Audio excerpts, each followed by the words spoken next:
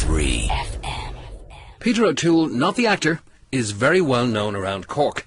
And one lesson he should have learned, I suppose, was if you can't remember getting home the night before, don't tell your mates in the pub, because one of them might ring Mick Mull and ask him to do something very, very scurrilous indeed. Hello? Peter O'Toole, is it?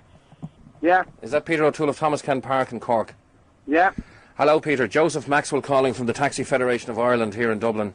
We've had a complaint from one of our members about some conduct in an Aerocab's taxi cab last night. Mr. Willie Wise. Do I have the right man? No, I'm not Willie Wise. I'm not Willie Wise at all. I know you're not Willie Wise. You're Peter O'Toole last time I checked. I say I have a complaint from a Mr. Willie Wise, who is a taxi driver with one of our affiliated taxi companies, Aerocabs. Right. You were in one of our affiliated cabs last night, driven by Mr. Willie Wise from Leitrim Street in Cork, is according to my records here, to Thomas Ken Park in Cork. Yeah, Right, okay. You are a regular customer of Aerocabs, I believe. I am. Yeah, okay. In the process, anyway, of our member delivering you to your abode, the cab was soiled, and the cab was defibrillated, if I can be so rude. What do you mean defibrillated? You had a crap in the taxi. Me? Absolutely. It's being fully valeted. The seats have had to be removed. It's had to be defumigated.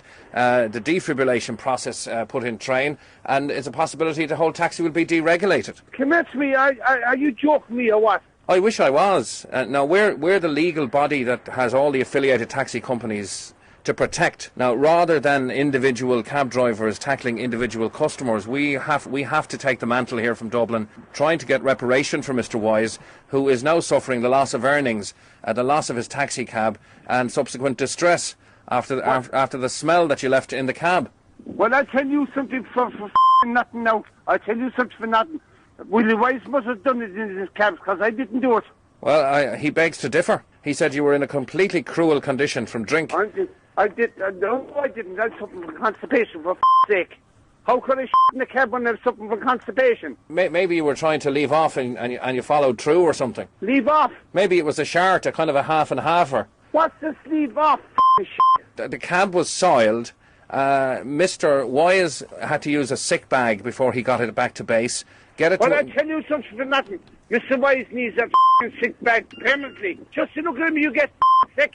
If you choose to test my resolve in this matter, you will be looking at an outcome that will see you up in court, Mr. O'Toole. Well, I tell you, you can put me up in all the courts in Ireland. We'll be processing under subsection 22 of the Taxi and Trafficking Act a claim for criminal damage against you. I was only getting a lift home, for God's sake. You were getting a lift home and you had the audacity to use our member's cab as a toilet. I didn't mean Exactly. You must be joking me. Because the smell of urine after what you did would knock a horse, apparently. I'd say by the smell of the urine you must have been well drunk.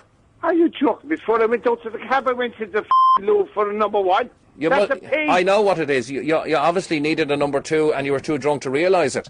And then sitting in our member's cab too drunk to realise you were doing it. Come here to me. I'm not that bad at all, like. Christ almighty. I'm not that bad at all. How can you explain, for want of a better word... Is that what you're saying? I'm not saying that, but I'm just saying there was a lump of poo, and number two... Well, it must have been the person that left the cabby before I went in. So, but in that case, you would have sat down on top of it. I didn't. Well, it mustn't have been there then. Well, I certainly didn't do it anyway. Look, this is a very serious charge. Defibrillating a public vehicle that's paying tax and excise duty. Let me defibrillate me What's this defibrillating It's a milder word. Is it defibrillating or defracturation? What the are you on about? Or defecation, maybe. And Mr. Wise is very adamant that he wants to have you up for defecation of character. Well, you tell him I'll have him in the bodies of court for defamation of my character. Anyway, look, Cab Soiler... My name is O'Toole, not O'Fool. Well, look, anyway, Cab Soiler, I haven't got all day to be talking shite with you, so I'll have to leave it there. Who's the Cab Soiler? I beg your pardon? Who's the Cab Soiler? The Cab Cider? No, cider? Maybe you were drinking cider. I wasn't be drinking cider. You're a poo in his pants person, and I... Wait, who are you anyway? Perhaps somebody's fed you a laxative while you were doing all that drinking, did they? Me? Come here to me. This is ridiculous. I'm getting Mr. Butler. Gee. Maybe you got excited after coming out of the lap dancing club. How do you know that? We're the governing body. We know everything. We have spies. You're the governing body of the lap dancing club, are you? Oh, we're the government body of the Taxi Drivers Association. Well, you don't sound like it. Well, look, I'll have to get the Gardaí to come in and strip search you the next time you're in. Are you out of your brain or what? Do you know that we have you on street cameras, CCTV? Sure, you're a regular of all the lap dancing clubs. What's the CCTV, whatever they call it? CCTV, closed circuit television. Do you know what television is? Who's the imbecile? Who's the what? Who's the imbecile? You are the imbecile, as far as I'm concerned. And it's cheeky you to get onto my phone and accuse me of this It's unethical.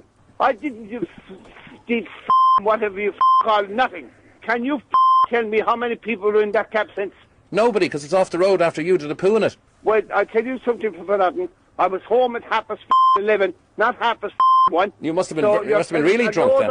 Lies. Are you calling me a liar? I am. You cab poo, are you? I'm calling you a liar because you are a liar. Poo in his pants. Poo in his pants. He's Mr. Poo in his pants. I'll give you poo now. Where are you ringing from? Poo in his pants. Poo in his pants. He's Mr. Poo in his pants. I'll give you a load of poo now if I get down to you. He's Mr. Poo in his pants. He poos all night when he comes from the dance. You're some tool.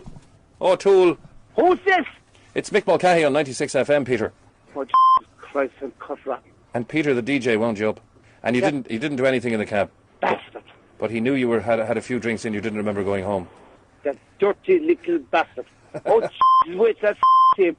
He's strangled now, he's dead. He's inside the bar. I'm going to kill him now. Peter, you're a gas man. Poo in his pants, poo in his pants. Thanks very much. Peter, have a great day. Bye. Talk to you soon. Bye-bye. He's dead. He's dead.